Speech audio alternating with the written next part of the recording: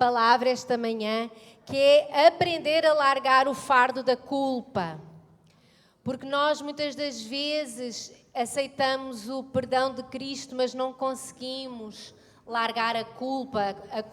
A gente lembra-se, em vez de se lembrar da graça e da nova história que o Senhor tem para nós, a gente acaba por voltar a remoer coisas que o Senhor diz, não é para tu estares mais a pensar na morte da bezerra.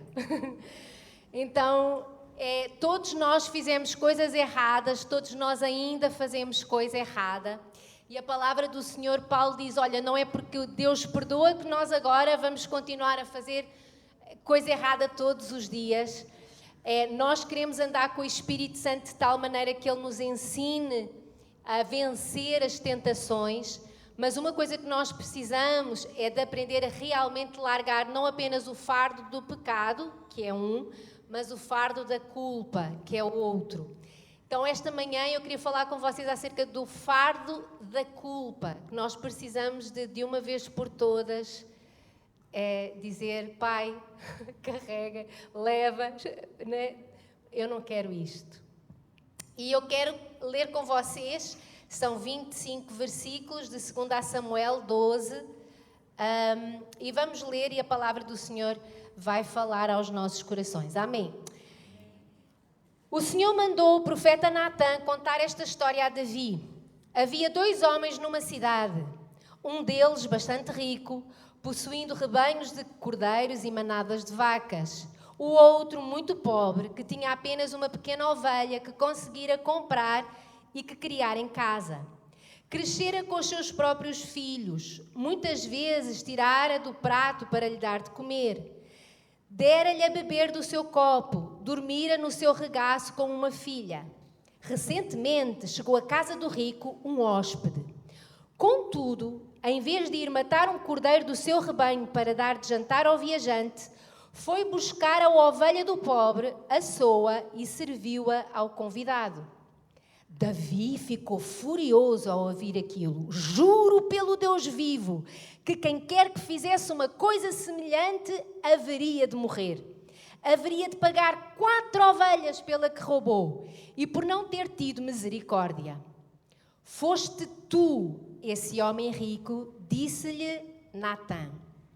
O Senhor Deus de Israel manda-te dizer, fiz-te rei de Israel, salvei-te do poder de Saul, dei-te um palácio, mulheres, os reinos de Israel e de Judá. E se isso não bastasse, dar-te-ia muito, muito mais. Por que é então que desprezaste as leis de Deus e praticaste uma ação tão má? Roubaste a mulher de Urias e assassinaste-o. Por isso, o assassínio será uma constante ameaça no seio da tua família daqui em diante, pois que me insultaste, tomando para ti a mulher de Urias. Garanto-te que, em razão daquilo que fizeste, a tua própria casa se revoltará contra ti. Darei as tuas mulheres a outro homem, que fará isso à luz do dia, enquanto que tu fizeste-o secretamente. Mas eu tomarei providências para que tal se passe abertamente, para que sirva de sinal aos olhos de todo Israel. Pequei contra o Senhor, confessou Davi a Natã. E este respondeu, sim, mas o Senhor perdoou-te. Não morrerás por causa deste pecado. No entanto, deste uma grande oportunidade aos inimigos do Senhor para que o desprezem e blasfemem dele. Visto isso, a criança que nasceu morrerá. Natã retirou-se. O Senhor permitiu que o menino de Batseba ficasse muito doente.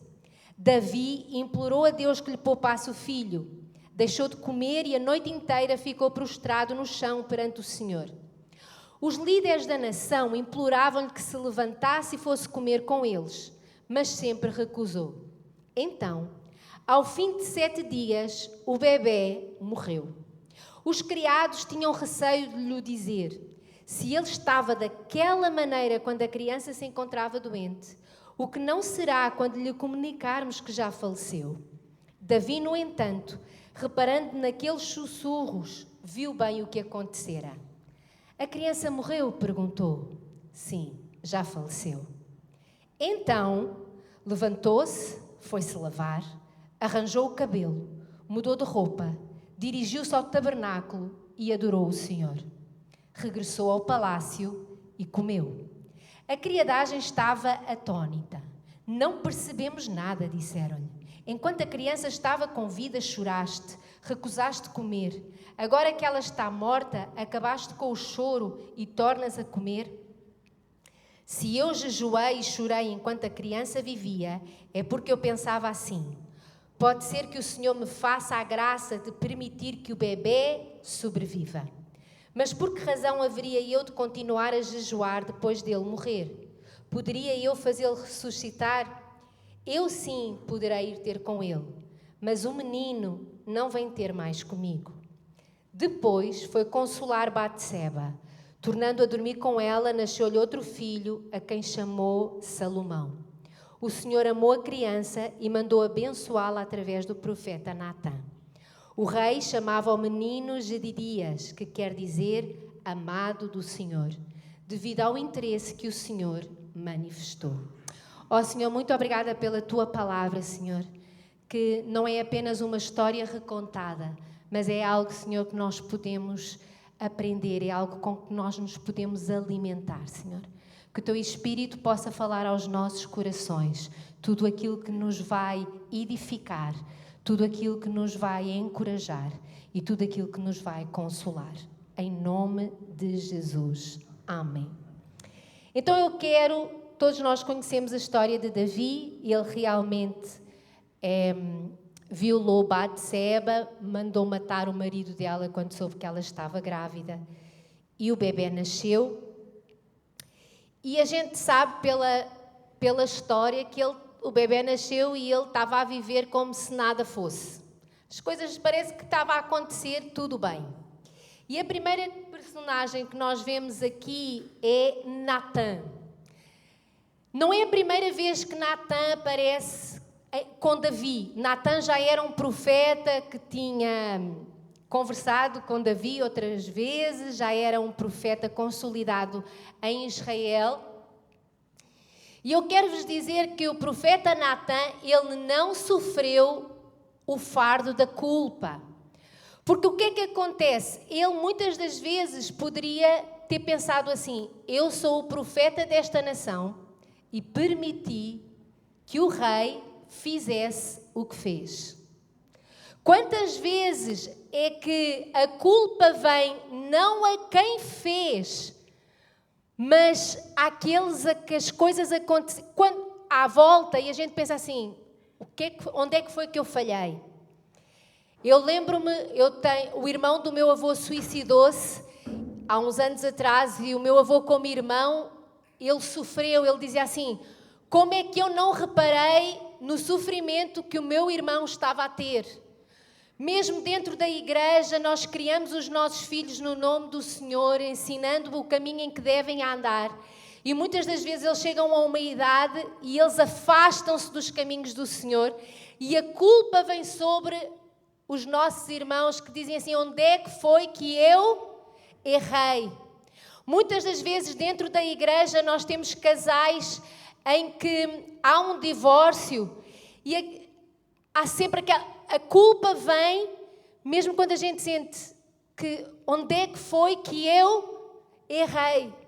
Nós levamos muito um peso de culpa sobre coisas que foram decisões de outros.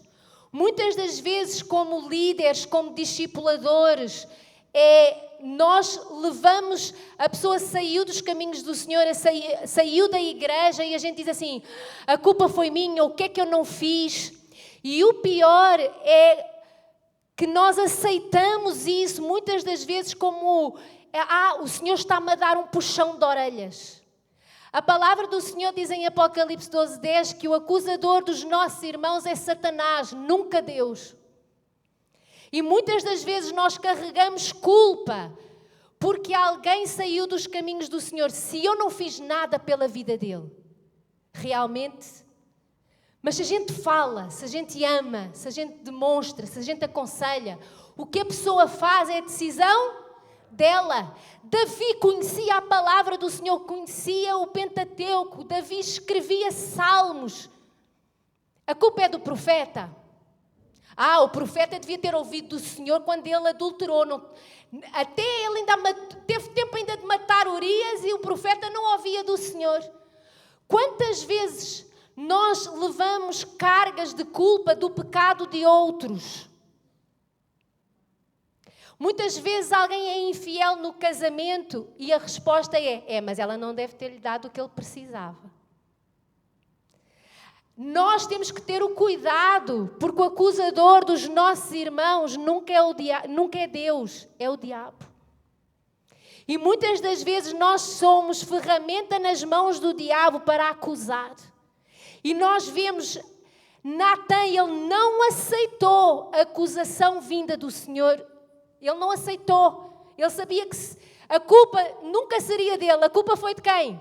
Quem é que decidiu adulterar? Quem é que decidiu assassinar? Quem é que decidiu mentir? Davi. E Natan disse, mas eu continuo a ser o profeta. Eu continuo a ouvir a palavra de Deus. Eu continuo a ouvir a voz do Senhor e eu vou lá falar com ele. Nós não vemos o povo, quando Natan chegou ao palácio, a virar-se para Natan e dizer assim, chegaste tarde. Toda a gente sabia. Então, uma das coisas que nós temos que aprender é, nós fazemos a nossa parte, mas nós nunca somos culpados da decisão que os outros fazem. Diz para a pessoa que está ao teu lado, tu nunca és o culpado da decisão que o outro faz. Mas eu era uma pessoa muito íntima, mas eu conhecia-o muito bem. Nós nunca, diz outra vez, eu nunca sou culpado da decisão que o outro faz.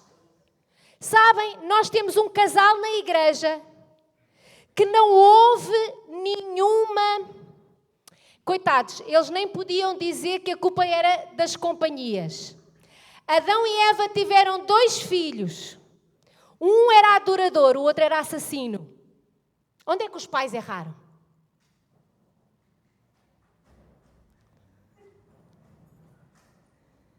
E ali eles nem podiam dizer, foi influência da escola. Não havia escola.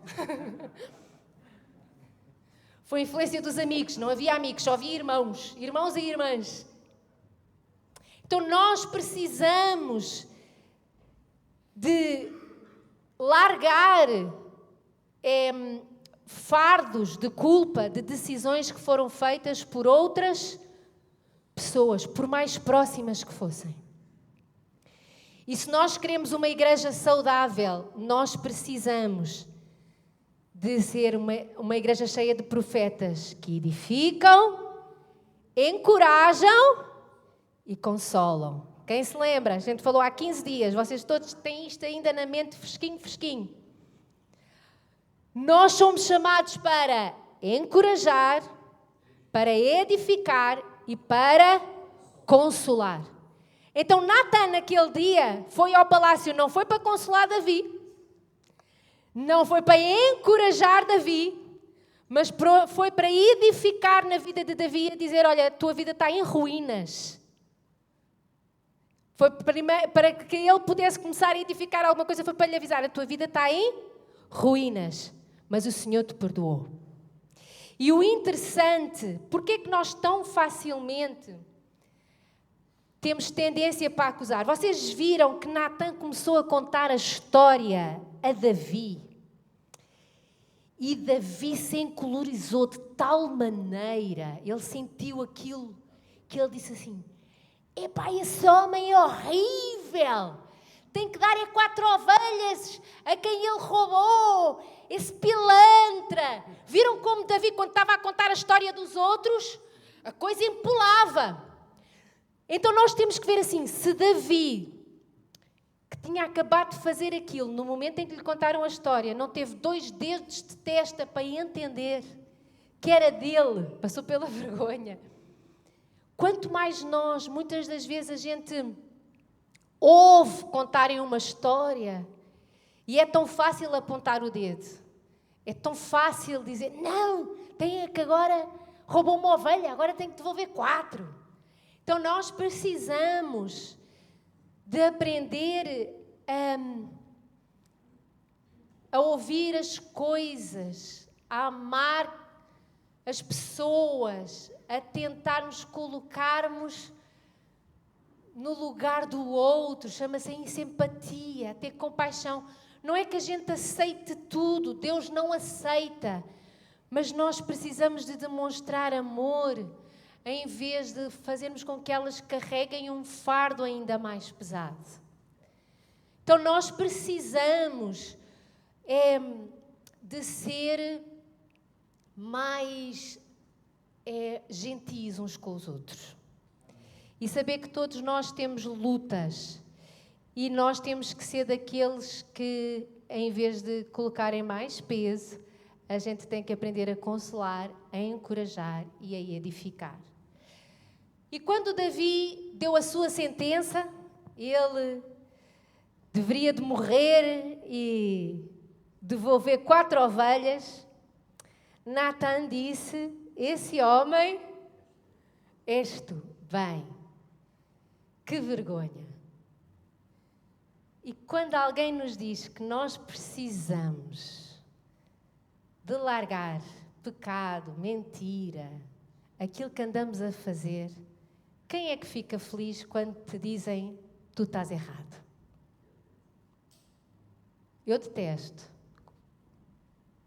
Eu queria acertar sempre. Quem é que queria acertar sempre? Quando nos dizem que nós estamos errados. E Davi, ele recebeu isso e ele aceitou. Sabem, uma das maneiras de nós começarmos a permitir que o Espírito Santo, porque antes do fardo da culpa se ir embora, nós temos que nos arrepender. Não existe libertação da culpa sem haver arrependimento primeiro. E a palavra de Deus diz em 2 Coríntios 7:10, fala acerca de uma tristeza que às vezes a gente ouve quando nos dizem que temos que mudar. Pois a tristeza que é usada por Deus produz o arrependimento que leva à salvação. E nisso não há motivo para alguém ficar triste. Mas as tristezas deste mundo produzem a morte. Então, quando é o Espírito Santo a produzir tristeza em nós, amém, aleluia, glória a Deus. É o primeiro passo do arrependimento. Há uma tristeza. Não é apenas vergonha. Vergonha até o remorso tem. É tristeza. É uma coisa assim, meu Deus, eu preciso de mudar. E Davi sentiu essa tristeza. Ele viu o que realmente tinha feito. E ele disse, pequei contra o Senhor.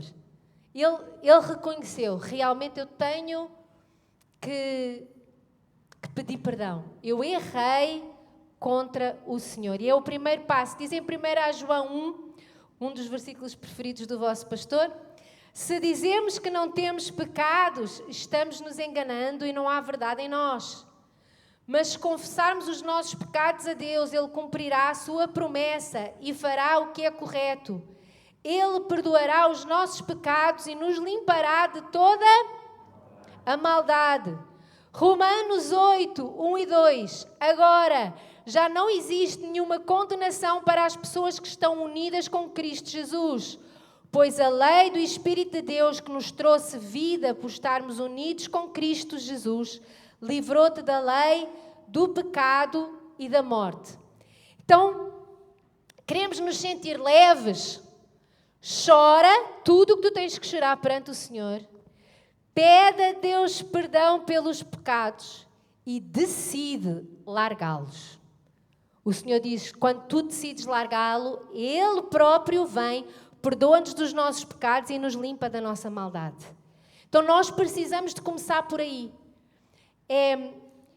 Muitas das vezes nós justificamos o nosso pecado. É por causa do passado que eu tive, é por causa do trabalho onde eu estou, é por causa dos amigos que eu tenho, é por causa das oportunidades que eu tive na vida, precisei de fazer isto, precisei de fazer aquilo, precisei de fazer... Irmãos, se nós queremos viver tudo o que Deus tem para nós, nós não podemos justificar o pecado. Diz para ti próprio, eu não vou justificar o meu pecado. Nós não podemos. Eu não posso justificar. Eu não posso justificar o meu pecado porque eu tive um dia mau. Eu não posso justificar o meu pecado porque outro foi mau para mim. Eu não posso justificar o meu pecado. Davi podia ter dito, é que Batseba foi tomar banho na varanda. Estava sem nada para fazer. Estava aqui em palácio. E a gente justifica-se. A gente não pode justificar pecado. Se queremos realmente estar livres, nós precisamos de deitar fora todas as justificações. É que eu sou uma pessoa muito carente. Eu vou-vos dizer, eu acho que há pessoas que entram num relacionamento a esperar do outro aquilo que só Jesus Cristo pode fazer. Vocês já viram que há pessoas que entram num relacionamento e dizem assim, porque eu quero me sentir amado, porque eu quero sentir que tenho valor, eu quero que alguém esteja sempre comigo, eu quero uma pessoa para participar comigo das minhas lutas. Irmãos, isso é o trabalho do Espírito Santo. A gente entra num relacionamento e é sempre, eu quero isto, eu preciso disto, eu quero que alguém me aqueça aos pés. O fogo do Espírito também nos aquece. A gente entra num relacionamento à espera que o outro tenha características que só encontramos em Deus. Deus dá-nos valor, Deus dá-nos identidade, Deus dá-nos capacitação, Deus diz que está sempre connosco, Deus dá-nos alegria, Deus dá-nos paz, Deus dá-nos confiança, Deus dá-nos a sua companhia, a sua presença. E às vezes a gente está a falar com gente que quando começa a falar do que é do cônjuge, porque eu quero alguém que pague todas as minhas contas. Deus, Ele diz que providencia, Ele só não está para aturar preguiçosos. Mas o resto, sabem, a gente engana-se tanto. Vou-te dizer, no casamento tu tens que sempre dar mais do que aquilo que recebes. Se os dois derem mais, os dois estão bem. Já viram que em todos os casamentos todos dizem assim, porque eu faço pelo casamento. Parece que é mesmo assim, aquela pessoa carrega o casamento às costas, não é? Estamos ali, fazendo... Mas nós temos que estar sempre a entrar nos relacionamentos para dar. Qualquer relacionamento que seja. Então, quando nós temos esse coração de que vamos entrar para dar, de certeza que nós vamos receber também. Então, a palavra de Deus diz assim em Hebreus 12, 1 e 2. Portanto, deixemos de lado tudo o que nos atrapalha e o pecado. Estamos a falar de duas coisas diferentes. Que se agarra firmemente em nós e continuemos a correr, sem desanimar, a corrida marcada para nós. Conservemos os nossos olhos fixos em Jesus, pois é por meio dele que a nossa fé começa e é ele quem a aperfeiçoa. Eu escolhi isto porque é assim. Aguentar fardos de culpa e de pecado, quando nós somos jovens, há um tempinho que a gente ainda aguenta. Mas conforme a idade avança, a vida perde muito sabor. O pecado fica cada vez mais pesado, a coisa fica mais complicada. A gente vai, ao longo da nossa vida, carregando em cima. Então, nós precisamos de começar a largar tudo aquilo que nos atrapalha. Porque eu quero, quando o Aguinaldo for mais velhinho, e eu também, nós mesmo que precisemos de usar uma bengalinha para nos ajudar, a gente não desanima. Há uma coisa que a santidade faz, ela dá-nos energia. O pecado, ele desanima. A violência desanima. A solidão desanima. A culpa desanima. O tempo perdido desanima. Por isso é que o Senhor diz: larga tudo o que atrapalha e o pecado. Porque às vezes nós até já largamos o pecado, mas dizemos assim: agora é tarde demais. Agora já não dá. Eu quero te dizer, o Senhor tem sempre uma nova história para nós. Eu não sei se vocês conhecem muito bem a história do rei Manassés. Diz a Bíblia que ele foi o pior de todos os reis de Judá. E foi. Ele foi horrível. Ele levantou ídolos, ele levantou templos, ele fez ídolos dentro do templo do Senhor, no pátio, para as pessoas pecarem diante daquelas imagens. E ele sacrificou os filhos dele no fogo. Foi um rei horroroso. A tradição fala de que ele mandou serrar ao meio o profeta Isaías. Então, a gente pensa assim, que coisa pavorosa. Veio os adversários, veio a Assíria, levou-o preso em correntes, passou por essa vergonha, foi levado para a prisão. E agora, com uma história horrorosa de vida, a Bíblia diz que ele se arrependeu e lembrou-se do Senhor. Só que é muito triste, porque a gente está a ler a Bíblia e são vários versículos, vários capítulos a falar dos horrores de Manassés. E quando a gente vê, ele converteu-se, já velho, converteu-se, preso, e então Deus permitiu que ele fosse liberto, voltou para casa e morreu. A história que ele viveu com Cristo, com Deus, houve muito desperdício de anos. Houve. Mas ainda assim, aquele pouco que Manassés teve, Deus honrou o pedido de perdão dele e disse: então, tu morrerás em casa. Só que eu não quero ser como Manassés. Alguém aqui quer desperdiçar os 60 anos de vida e dizer: mas no fim eu pelo menos morro em casa?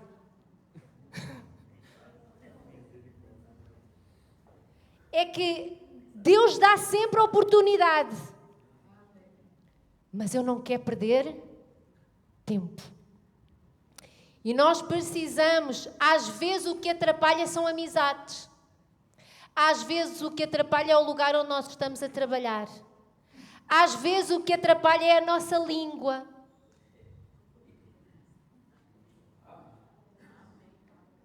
O Senhor disse: se a mão te faz pecar, corta.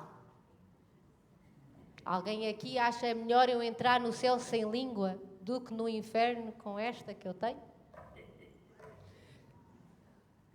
Grandes problemas, grandes resoluções.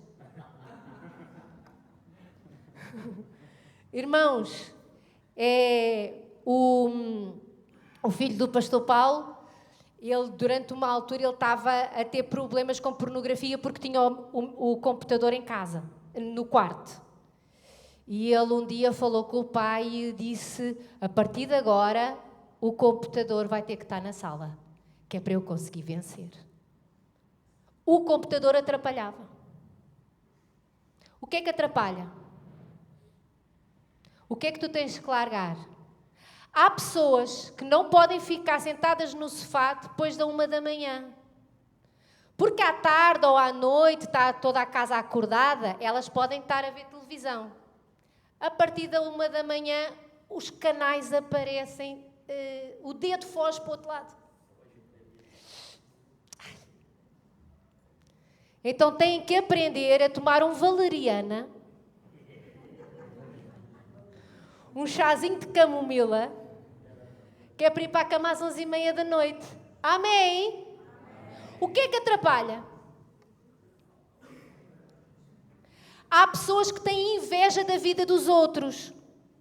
Bloqueia essas pessoas no Instagram, está-te a fazer mal. E às vezes são pessoas que tu nem conheces. Mas quando tu vês, pá, aqueles passeios e tu até dizes assim, epá, eu sou filha de Deus e não vivo isto. A gente tem que largar o que atrapalha.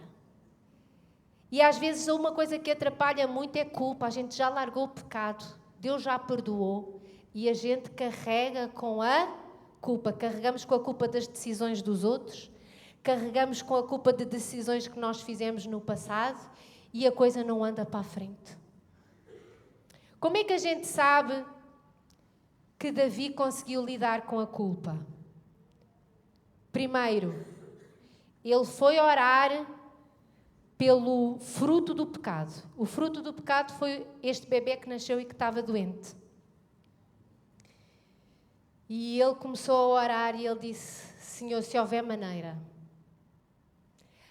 Há coisas na nossa vida que o Senhor perdoa, mas a gente vai ter, mesmo vivendo sem a culpa, a gente vai ter que conviver com o fruto.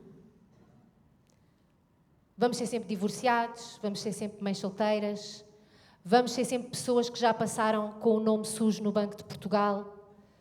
Quando já nos convertemos há 30 anos, mas quando a família se reúne no Natal, continua a dizer que nós éramos os mais mentirosos e bêbados. Já viram que a família nunca deixa a gente esquecer de onde é que veio? Na festa de Natal, aquilo é uma maravilha. Porque ele bebia, não sei o quê, encharcava, fazia, não sei o quê. Entrava uma pela casa, a outra saltava pela janela, não sei o quê. Já viram essas histórias? A família não deixa esquecer. Mas alguns de vocês riram-se com vontade. O Natal está-se a aproximar, irmãos. Então nós temos que nos preparar a saber conviver. Ok, eu tenho que aprender a viver com isto. Davi sempre foi o pai desta criança, sabendo que ela morreu à nascença. Mas uma vez pai, tu nunca deixas de ser. Não há ex-pai. A criança morreu, tu continuas a ser pai dela. E ele até diz, ela não virá até mim, mas um dia eu irei até ela. Ele sabia onde é que a criança estava e sabia que depois de morrer, ele iria encontrá-la.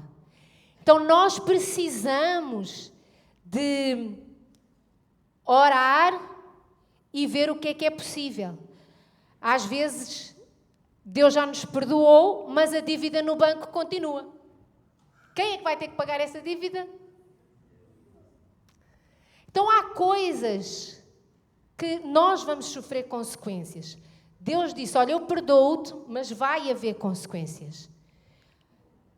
Mas uma coisa é viver as consequências sabendo que elas são resultado de decisões. Outra coisa é viver com as consequências carregando aquele fardo de culpa.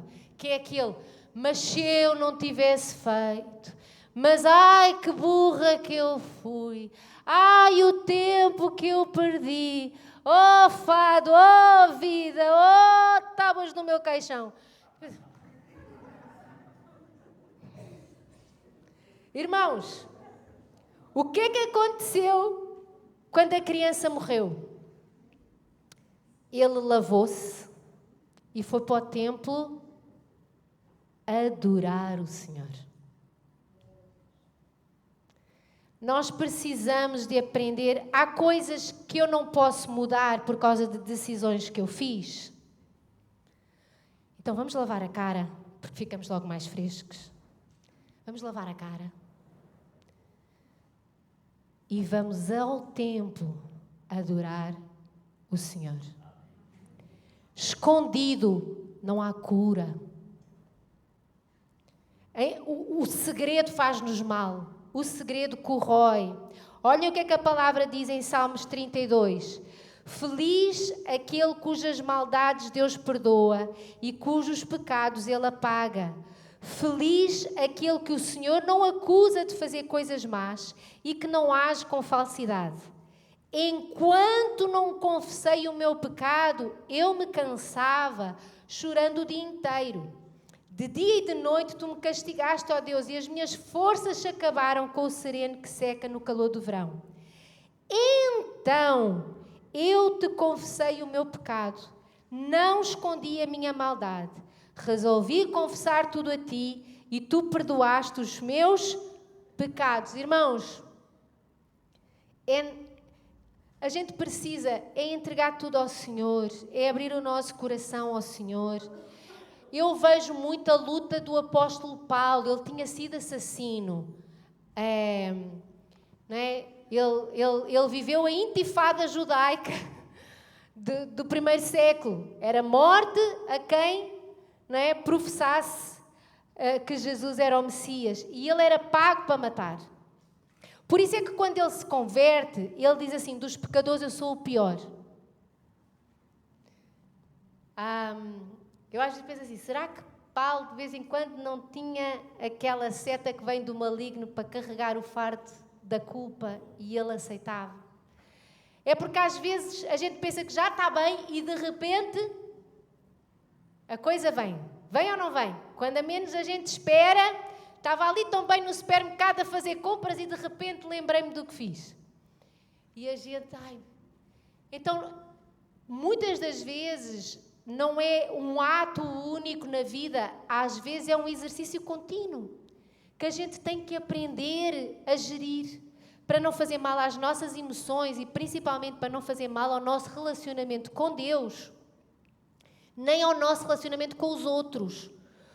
Porque normalmente quando a gente começa a carregar muitos fardos, a gente gosta de ver se os outros estão a carregar fardos mais pesados que os nossos. Parece que a coisa fica... Não, aquele ali... Então, quando a gente não aceita verdadeiramente o perdão de Deus, nós temos tendência para ficar muito críticos. Então, nós precisamos de aceitar o perdão de Deus. Porque quando nós aprendemos a aceitar o perdão de Deus, nós aprendemos a amar os outros. A sermos usados por Deus como processo de cura em outros. Então, nós precisamos de crescer no Senhor. Meus irmãos, diz Tiago, se algum de vocês se desviar da verdade e o outro fizer voltar para o bom caminho, lembrem-se disto. Quem fizer um pecador voltar do seu mau caminho, salvará da morte esse pecador e fará com que muitos pecados sejam perdoados. O que é pecado? Nós precisamos de chamar a atenção. Natã foi ao palácio para chamar a atenção a Davi. Não foi ao palácio para ir para a cozinha dizer, vocês sabem o que é que Davi fez? É porque o nosso problema não é falar do que aconteceu. É que a gente normalmente não fala com a pessoa com quem devíamos. É o que se chama falar pelas costas. Então, quando a gente quer realmente encorajar, edificar e consolar, a gente não vai à cozinha falar com os servos. E vocês ainda estão aqui a servir o rei, aquele malandro. Não sei o quê, patatá, e está lá, de coroa na cabeça, como se nada fosse. Não. Se a gente quer realmente que a pessoa seja salva do pecado onde está, a gente tem que ir mesmo que ela fique primeiro com uns humores destes. Podem ficar com estes humores às vezes ou não? Às vezes ficam. Nós não. Quando alguém nos diz a nós Não, a gente até faz um cafezinho, um bolinho, tal. Era mesmo esta conversa que eu queria ter. Quando tu me ligaste ontem que querias falar comigo, eu fiquei tão feliz que eu já sabia que ia levar nas orelhas para poder crescer em Deus. É assim que a gente fala? A primeira tendência nossa é pôr a mão aqui para não pôr a mão, né? Mas a palavra de Deus diz assim, olha, se algum de vocês se desviar e o outro for lá, com quem é que nós falamos quando vemos que algum dos nossos irmãos está a ir pelo mau caminho? Ah, pastora, eu falei, mas era para que os irmãos orassem. Era motivo de oração. A palavra de Deus diz, olha, juntem-se, conversem sobre os problemas dos outros e orem por eles. Não, ele diz, vai lá, fala com o irmão, ele precisa de se libertar do pecado e ele precisa de se libertar da culpa. E tu podes ser utilizado, se tu em vez de ficares na cozinha a falar com os servos, tu fores falar com ele diretamente, em amor, em verdade. O Senhor Jesus, ele não permitiu que a mulher que foi apanhada em adultério fosse apedrejada, mas ele disse-lhe, vai e não peques mais. Ele não permitiu o apedrejamento, mas ele disse-lhe, vais ter que mudar de vida. Então, da mesma maneira, o Senhor Jesus fala, olha, eu não vou permitir apedrejamento, mas vais ter que mudar de vida. E não é que a gente mude de vida para pior, a gente muda de vida para melhor. A palavra de Deus diz assim em Tiago 5, portanto, confessem os seus pecados uns aos outros e façam oração uns pelos outros, para que sejam curados. O confessar o pecado não é para ser perdoado. Quem perdoa é Deus. Quando eu me abro com um irmão em quem eu confio, é porque eu sei que eu vou precisar daquele abraço e que ele me diga assim, eu sei que tu consegues continuar a caminhar junto de Deus. Sabes aquela palavra, eu sei que tu consegues vencer isso. Eu sei que tu consegues ultrapassar. A gente não confessa para ser perdoado, Deus é que perdoa. Mas eu preciso às vezes de abrir o meu coração com os problemas que eu estou a carregar e as lutas que eu tenho, para que, às vezes, para ouvir uma pessoa, às vezes dizer assim, eu sei que a batalha é difícil, mas tu vais conseguir. Tu não vais descarrilar. E isso nos cura. Um abraço cura às vezes ou não cura? Então nós precisamos desse estarmos juntos. É muito interessante, o bebê de Davi, Batseba, faleceu. Mas a gente sabe que ele não carregou a cura, que ele não carregou a culpa, porque ele voltou a ela. Irmãos, ele tinha outras esposas, ele poderia nunca mais ter visto Batseba, não havia ali amor nem paixão. Eu sei que alguns de vocês viram a telenovela da Record e pensam que Batseba era muito apaixonada por Davi. É mentira. Foram soldados de noite buscá-la à casa. Aquilo foi um horror. A gente é que conta histórias maravilhosas. E ainda há quem diga, a culpa foi de Batseba. Vai ler a Bíblia. E ela perdeu o homem que ela amava. E de alguma maneira Davi disse assim, eu tenho que lhe oferecer algo que eu lhe retirei dela. Quando ele matou-lhe o marido e depois o bebê faleceu, ela ficou sem a possibilidade de ter família. Vida no palácio, sem ter família, sem ter filhos para criar, era a coisa mais chata do mundo. Não tinhas nada para fazer. Era uma casa só de mulheres, uma fofoquice daquelas, uma coisa horrorosa. Muito limitadas as saídas do palácio para visitar a família, por exemplo. E Davi disse, então, pelo menos eu vou-lhe permitir que ela volte a ser mãe, para que ela tenha alguém para o resto da vida dela, para ela poder viver o melhor. E nós, muitas das vezes, quando pecamos contra alguém, nós precisamos de fazer essa restituição. Nós temos que lá ir e permitir que essa pessoa tenha, às vezes não é tudo o que a gente lhe tirou, mas que ela tenha algo que nós lhe tiramos. E então ele voltou a conhecê-la, ele voltou a dormir com ela para que ela pudesse ter um filho, Salomão. E a palavra de Deus diz que aquele filho foi amado pelo Senhor, foi cuidado pelo Senhor e foi criado por Natã. Lembram-se aquele profeta que foi lá Davi? Davi disse assim, este é realmente um homem de Deus, ele mostrou-me que eu estava errado. Ele não teve medo de pôr o dedo no nariz do rei. Então eu vou fazer com que ele cuide do meu filho, que é um príncipe, para que não seja um menino mimado. Este Natã vai cuidar do meu filho. Sabem, quando tu levas alguém a Cristo, e muitas das vezes, nem sempre acontece, mas muitas das vezes essa pessoa vai te reconhecer de tal maneira que vai continuar a ouvir os teus conselhos na vida dela e na vida dos filhos dela. Isso é um legado maravilhoso.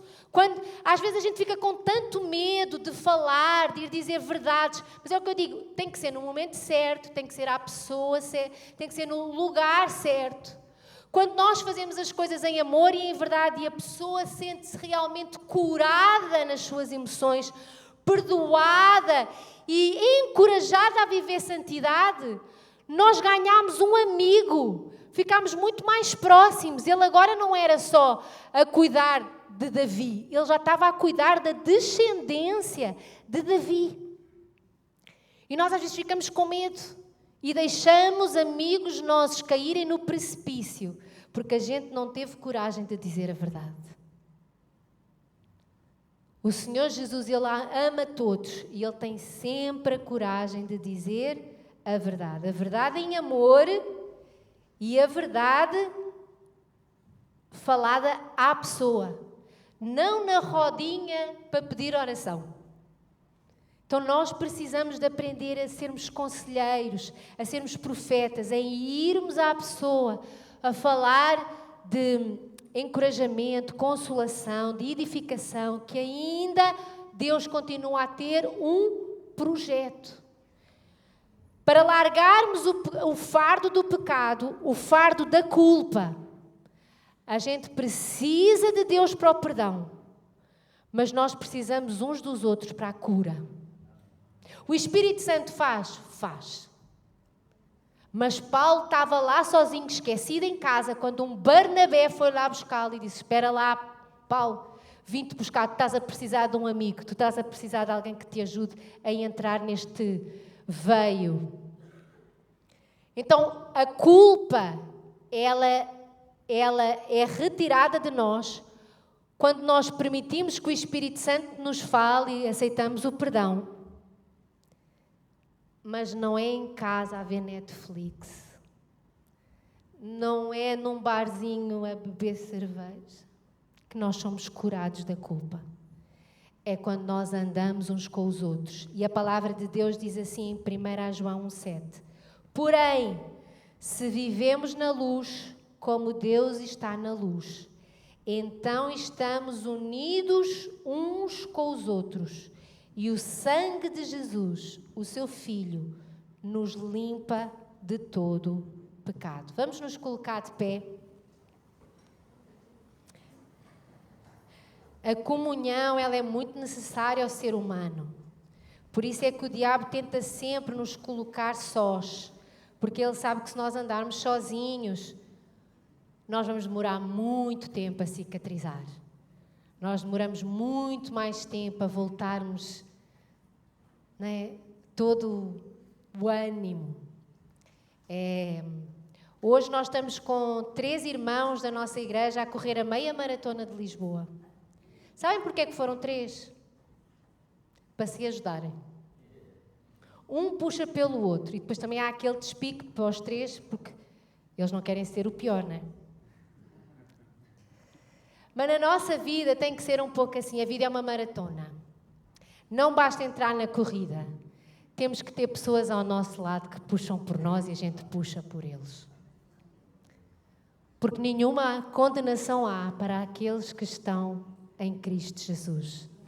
Ó Senhor Jesus, que nós sejamos uma igreja, Senhor, em que o Teu amor, a Tua verdade, a Tua graça, o Teu perdão realmente nos preencha e transborde. Senhor, nós entregamos a Ti o nosso pecado. Nós entregamos a Ti a nossa culpa. Nós entregamos a Ti o nosso tempo perdido. Nós entregamos a Ti o nosso orgulho. Nós entregamos a Ti as nossas fachadas, as nossas máscaras. E queremos ter este coração de Davi que disse: Senhor, pequei contra Ti. Ajuda-nos, Senhor, a ter realmente sentir tristeza pelo nosso pecado. para que haja um arrependimento genuíno, para que deixemos as tuas águas nos preencherem e levar toda a sujeira.